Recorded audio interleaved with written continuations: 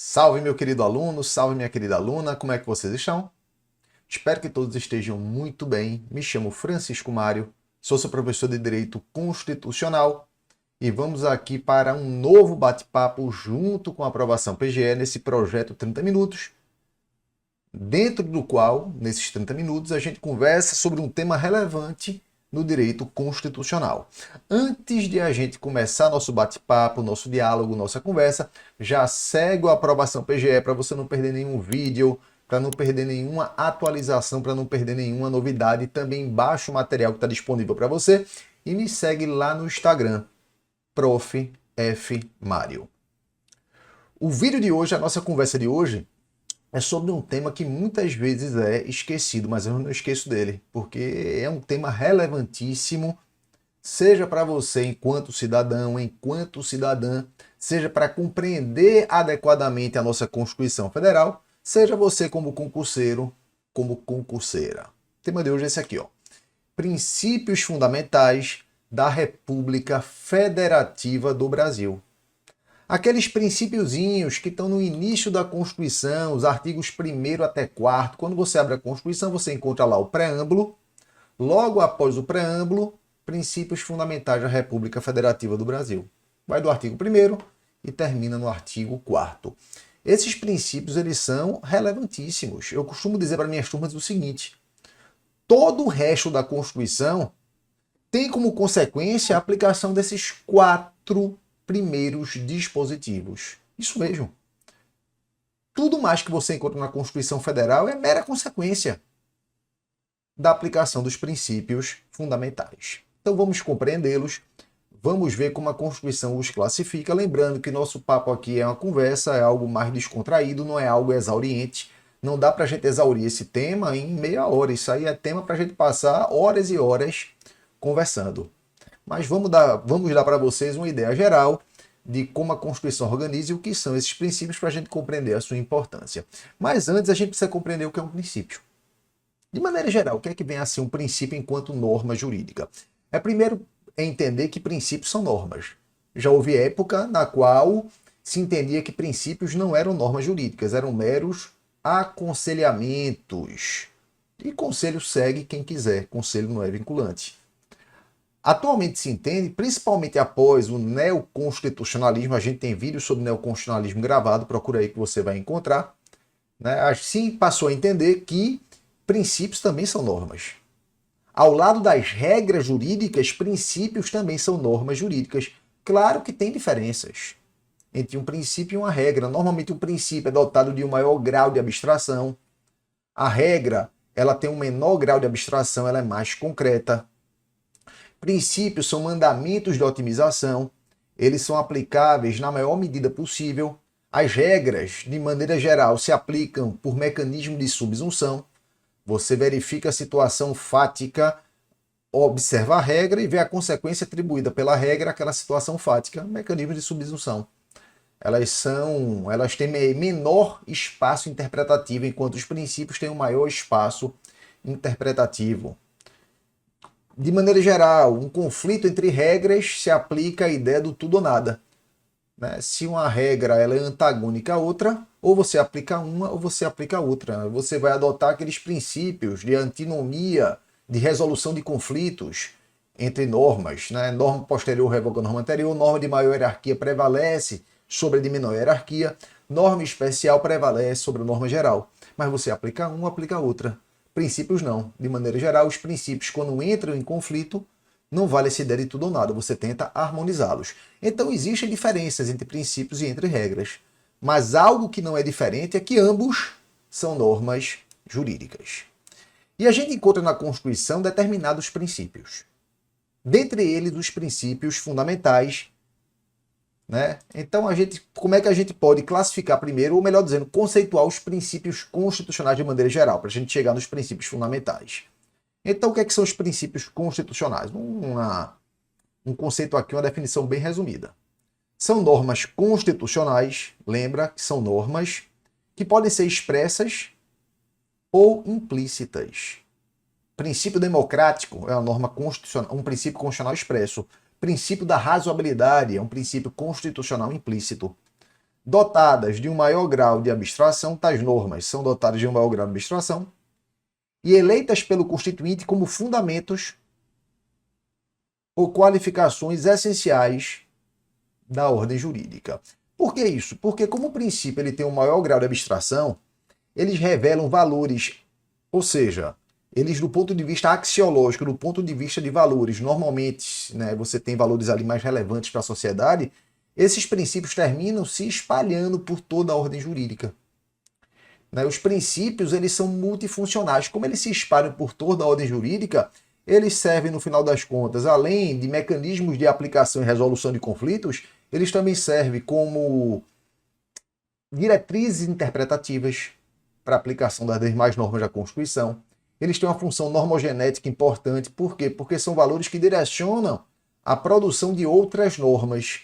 Então ele também tem essa função normogenética, ou seja, os princípios eles se espalham por toda a ordem jurídica. Por isso que são fundamentos ou qualificações essenciais da ordem jurídica, lembrando que eles têm coercitividade, eles são normas. Logo, eles devem ser obedecidos, eles são cogentes. E quando a gente entra na Constituição, existem várias classificações, a que a gente vai se ater agora é essa. A gente pode classificar os princípios como princípios político-constitucionais ou princípios jurídico-constitucionais. Então, princípios político-constitucionais são os que revelam as decisões políticas fundamentais, concretizadas em normas que estruturam politicamente o Estado. Eles também são chamados de princípios fundamentais. Então, esses princípios político-constitucionais, é assim que Canutilho chama, é assim que o José Afonso da Silva chama, eles são concretizados na Constituição como princípios fundamentais.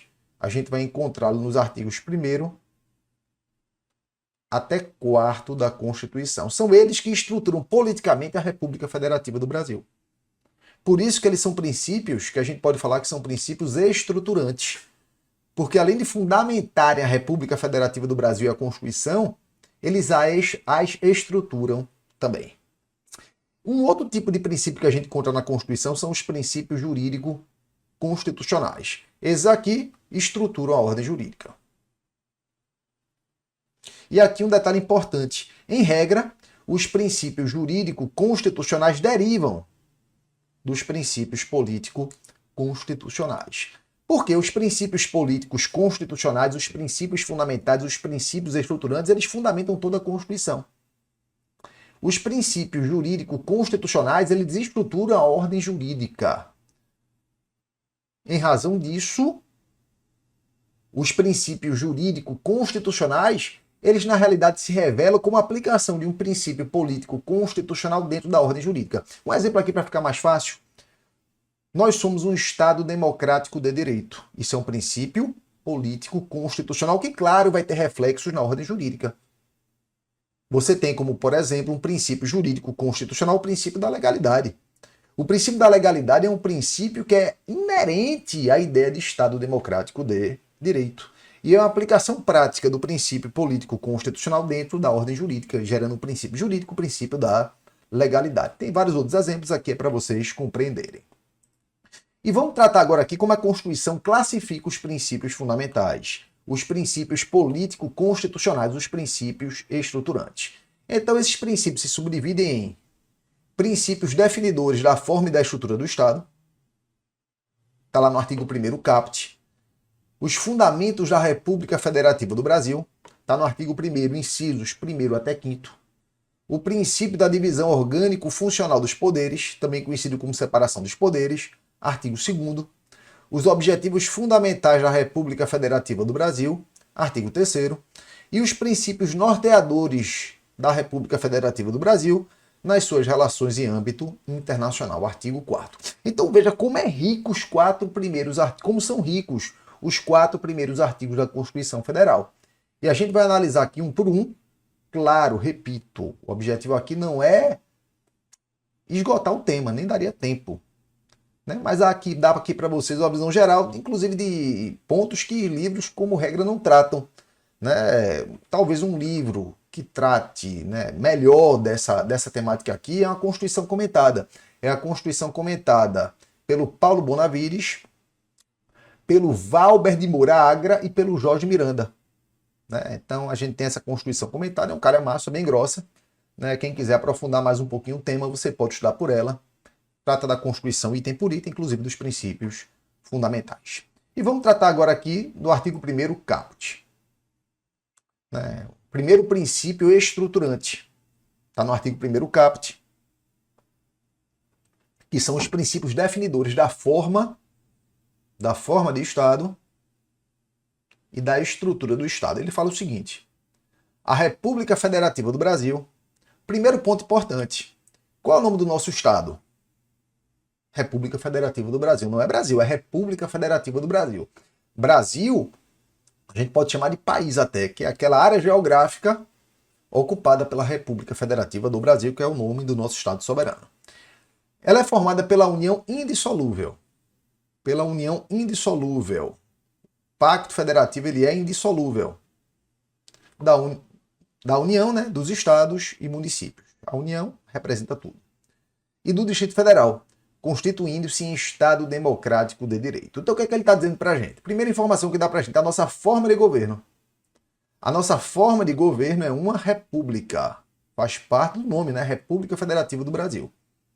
A república parte do princípio de que o bem estatal não pertence aos governantes, pertence aos governados. Logo, o governante lá está em defesa e em atendimento do interesse ou dos interesses dos governados. E aí a gente tem várias consequências disso. Olha, se o governante ele administra bens e interesses meus, eu tenho o direito de elegê-lo. Então é inerente à ideia de república o direito a votar. Ele também tem o dever de prestar contas. Então é inerente à ideia de república a prestação de contas. Além disso, eu não posso dar ao governante a ideia de que aquilo pertence a ele. O que ele administra pertence a ele. Se eu digo para o governante, olha, eu vou elegê-lo, mas você fica aí vitaliciamente. No final das contas, vai se criar o sentimento de que aquele interesse é dele e não do povo. Por isso que é necessário você oxigenar o poder político. Então, na República, um tema central é o quê? A temporariedade dos mandatos. Na República, os mandatos eles têm tempo, né? Não é algo que é exercido vitaliciamente, diferentemente, por exemplo, da monarquia. Então, são princípios republicanos básicos. Uma outra ideia importante aqui é da forma de Estado. A nossa federação. O que é a federação? A federação é uma reunião de entes dotados de soberania. No nosso caso aqui, ou melhor dizendo, corrijam aí, união de entes dotados de autonomia. Uma reunião de entes dotados de soberania é uma confederação. A federação é uma reunião de entes dotados de autonomia e temos aqui a União, os estados, o Distrito Federal e os municípios. São os entes que formam a nossa federação. Todos eles autônomos. E vivemos em um federalismo, né, equilibrado. Significa que não há hierarquia entre os diversos entes federados. União, estados, Distrito Federal e municípios exercem as suas atribuições e suas competências nos termos fixados na Constituição. A gente não pode afirmar que lei federal é superior à lei estadual e assim por diante. Cada um exerce as suas competências. Se um ente invade a competência do outro, como as competências são fixadas na Constituição, essa norma invasora de competência ela será inconstitucional. Uma outra característica marcante da federação é que o pacto federativo é indissolúvel. Não é possível se separar da federação. Um ente que tente dela se separar pode sofrer, inclusive, uma intervenção. A previsão está lá no artigo 34 da Constituição Federal. E outro ponto importante é que na federação a gente divide, a gente não confunde o ente soberano com o ente autônomo. O ente federal com os entes federados. Quem é o ente soberano, o ente federal? É a República Federativa do Brasil. Quem é o ente autônomo? Quais são os entes autônomos? Os entes federados. União, estados, Distrito Federal e os municípios. Lembrar que território não detém autonomia.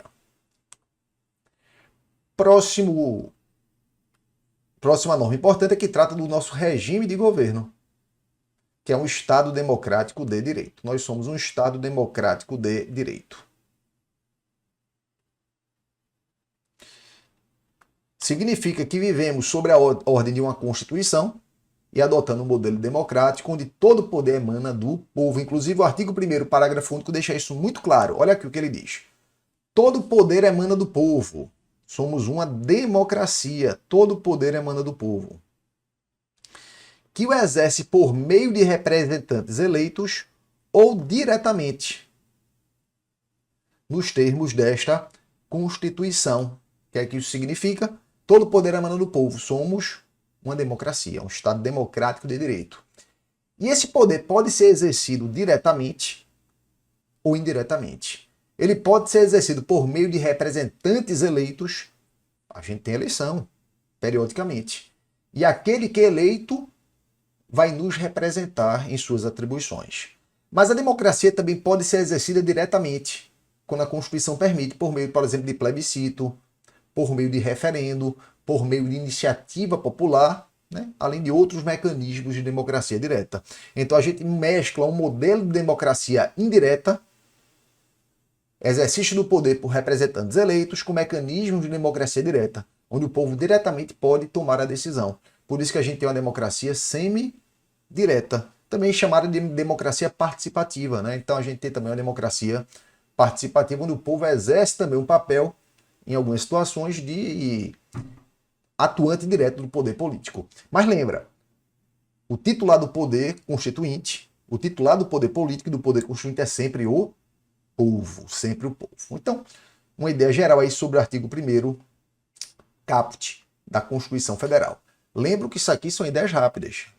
Se vocês quiserem uma aula mais completa, um bate-papo mais completo sobre república, sobre federação, sobre Estado Democrático de Direito, diz aí, opine aí o tema que vocês querem, que a gente conversa só sobre isso. Pontualmente a gente dá uma aprofundada maior. Vamos lá agora para os incisos do artigo 1º, que são os fundamentos da República Federativa do Brasil.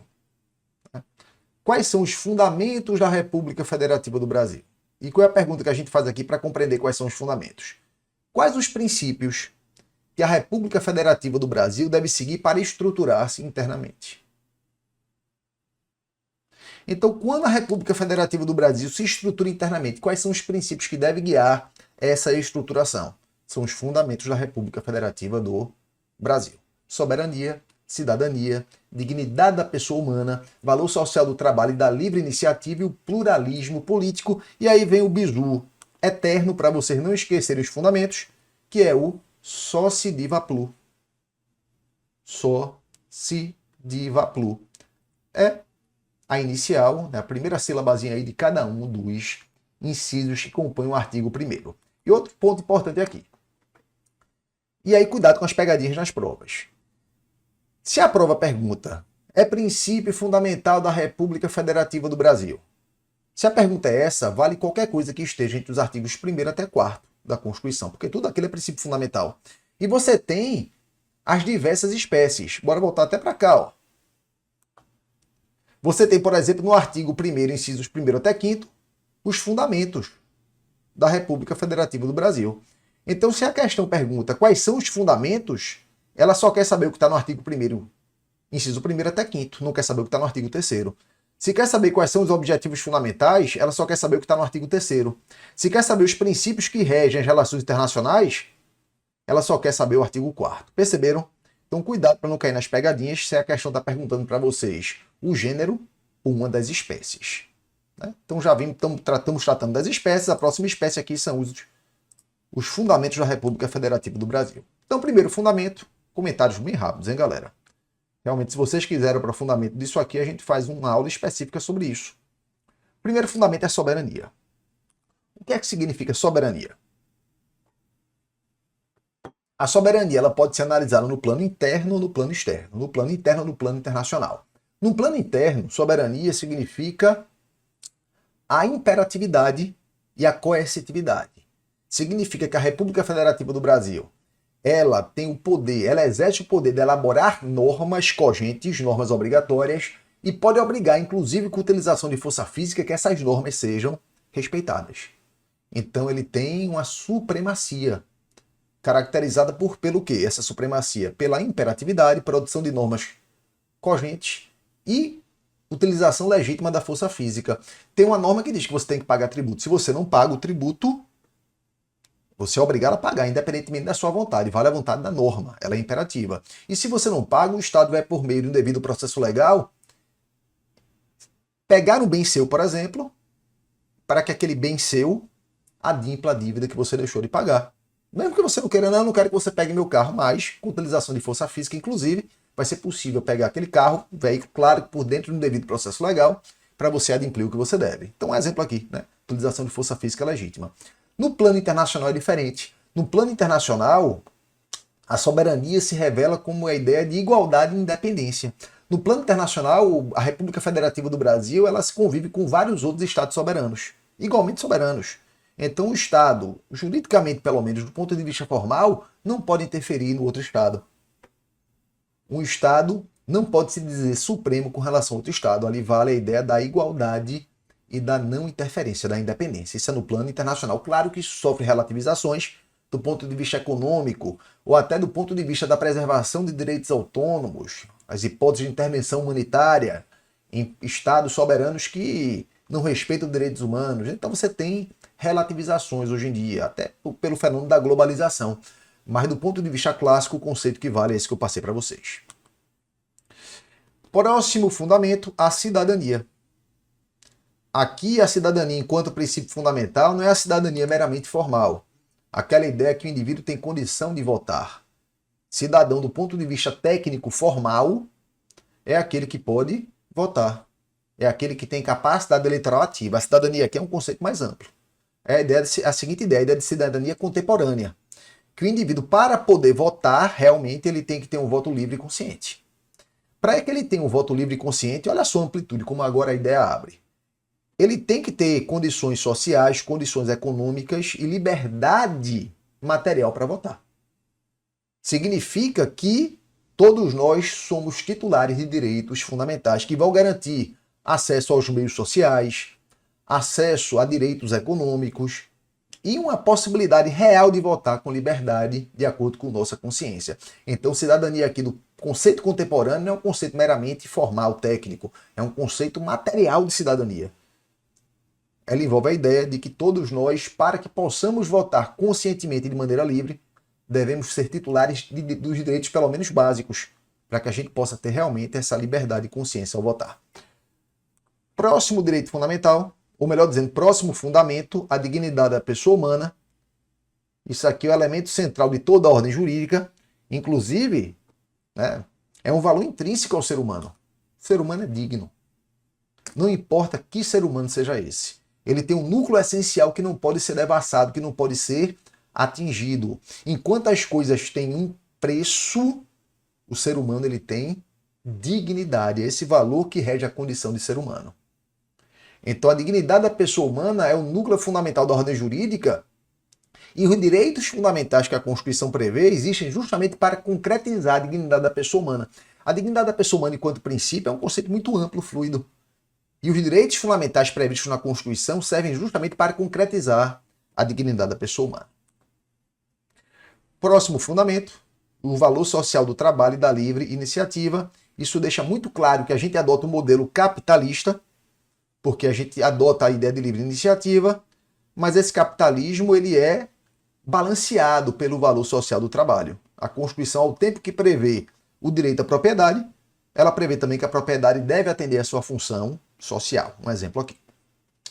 E o último fundamento, o pluralismo político. E aí, muito cuidado para não confundir o pluralismo político com o pluripartidarismo. São coisas diferentes.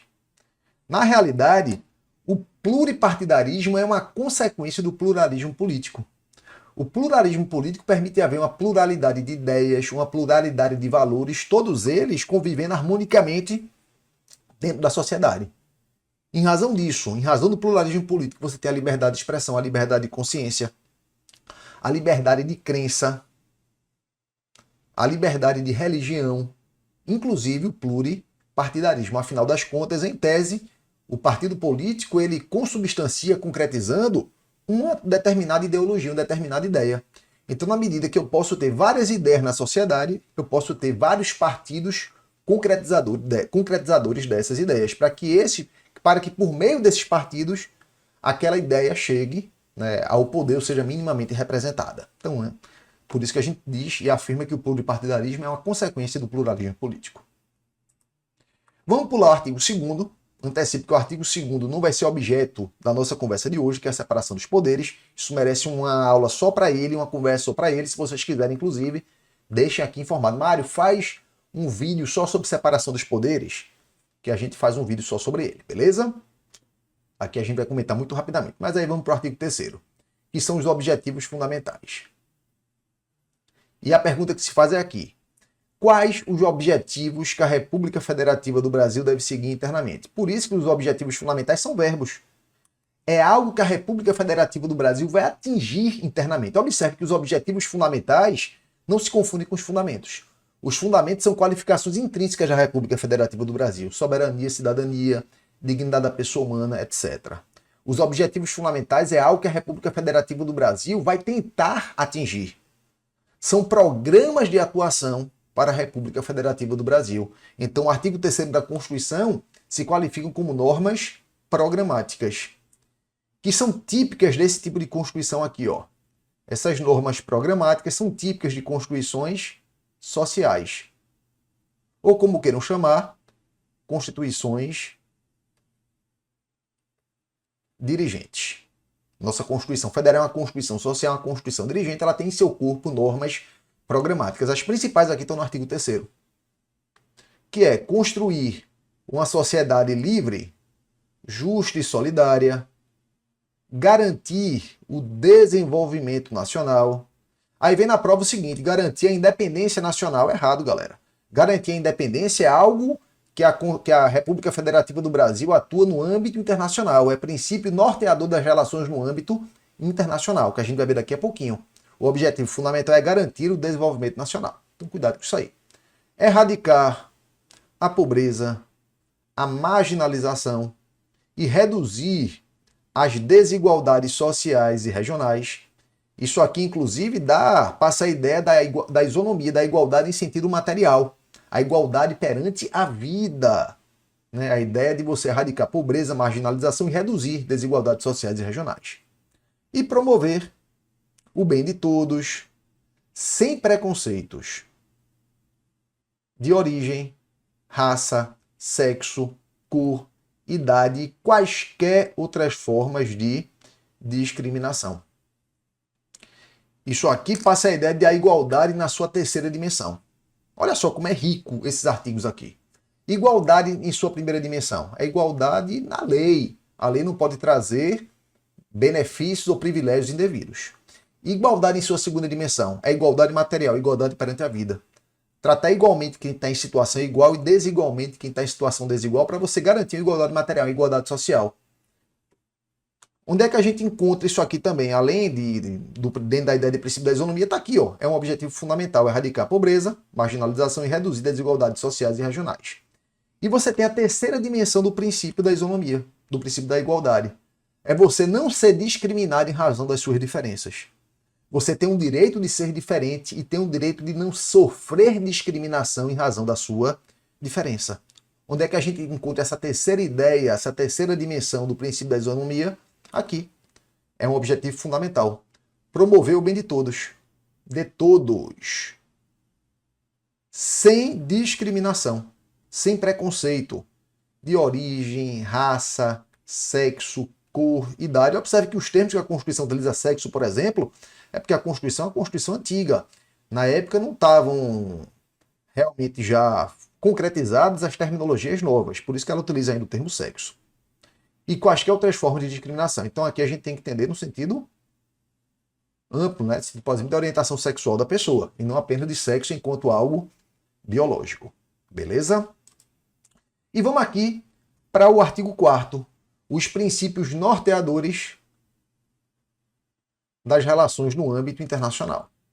Qual é a pergunta que a gente faz aqui? Quais os princípios que devem guiar a atuação da República Federativa do Brasil quando se relaciona? Ficou relacional, é quando se relaciona com outros estados soberanos e organismos internacionais. Aqui é como o Brasil se comporta no cenário internacional. Então a gente tem os princípios norteadores ou princípios de regência no âmbito internacional. José Afonso da Silva ele classifica esses princípios em algumas espécies. como princípios nacionalistas, são aqueles que preservam a República Federativa do Brasil, onde ela se protege. Princípios internacionalistas, aqueles que se relacionam aos direitos humanos. Princípios pacifistas, que prega a ideia de paz como elemento básico de convivência no âmbito internacional. Guerra é a última hipótese. E o quarto princípio, princípio comunitarista, aqueles que guiam o Brasil como um ente que faz parte da comunidade internacional. Então a gente tem esses quatro princípios, vamos ver cada um por um. Falei rapidamente aqui, mas a gente vai ver aqui com mais calma. Então, princípios nacionalistas. Isso aqui são aqueles que preservam o Brasil enquanto nação, enquanto Estado independente. Então, a independência nacional, autodeterminação dos povos, não intervenção e igualdade entre os Estados. Observe que os princípios nacionalistas, eles partem diretamente da ideia da soberania. A soberania é fundamento da República Federativa do Brasil. Quando você aplica no âmbito internacional, você vai ter algumas consequências: independência nacional, autodeterminação, não intervenção, igualdade entre os Estados. Princípios internacionalistas. Esses aqui derivam da ideia de direitos humanos. Logo, eles são a aplicação de outro fundamento da República Federativa do Brasil no âmbito internacional. Eles são a aplicação aqui, da dignidade da pessoa humana. Enquanto dignidade da pessoa humana é fundamento, a sua consequência no âmbito externo, no âmbito internacional, geram os princípios internacionalistas, dignidade da pessoa humana. E aí dois princípios importantes, que é a prevalência dos direitos humanos e o repúdio ao terrorismo e ao racismo, que são atos que atentam contra os direitos mais básicos do indivíduo. Princípios pacifistas, aqueles que pregam a paz como elemento norteador e guerra como a última opção, defesa da paz, solução pacífica dos conflitos e concessão do asilo político para quem é perseguido político. E, por fim, os princípios comunitaristas. São aqueles que guiam o Brasil nas relações com outros países no sentido de formar um bloco de nações. Então, cooperação entre os povos para o progresso da humanidade e busca da integração econômica, política, social e cultural dos povos da América Latina, visando a formação de uma comunidade latino-americana de nações. Então a gente também tem esses princípios comunitaristas. Então o artigo 4º traça esses princípios como o Brasil se comporta nas relações internacionais. E a dica que eu dou para vocês aqui é a seguinte. Fiquem atentos quando se pergunta gênero e espécie. Gênero, são os princípios fundamentais. Tudo que está no artigo 1º até 4º. Espécies é o que a gente tratou aqui. E não confundir. Claro que é importante a memorização, mas não confunda.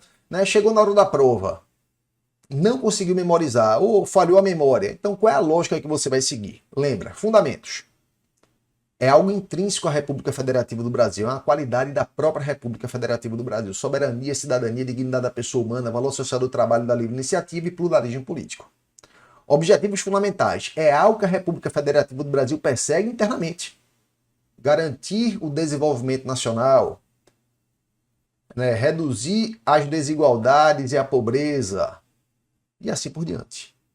Princípios de regência no âmbito internacional. É como o Brasil se relaciona externamente. Então, independência nacional, concessão de asilo político, cooperação entre os povos para o progresso da humanidade, solução pacífica dos conflitos, etc. Beleza? O que a gente não viu aqui, galera, foi o artigo 2º, porque, como eu falei para vocês, o artigo 2º trata do princípio da separação dos poderes. São poderes independentes e harmônicos, executivo, legislativo e judiciário. É um princípio importantíssimo, inclusive é cláusula pétrea, está lá no artigo 60, parágrafo 4º. E ele merece uma conversa só com relação a ele.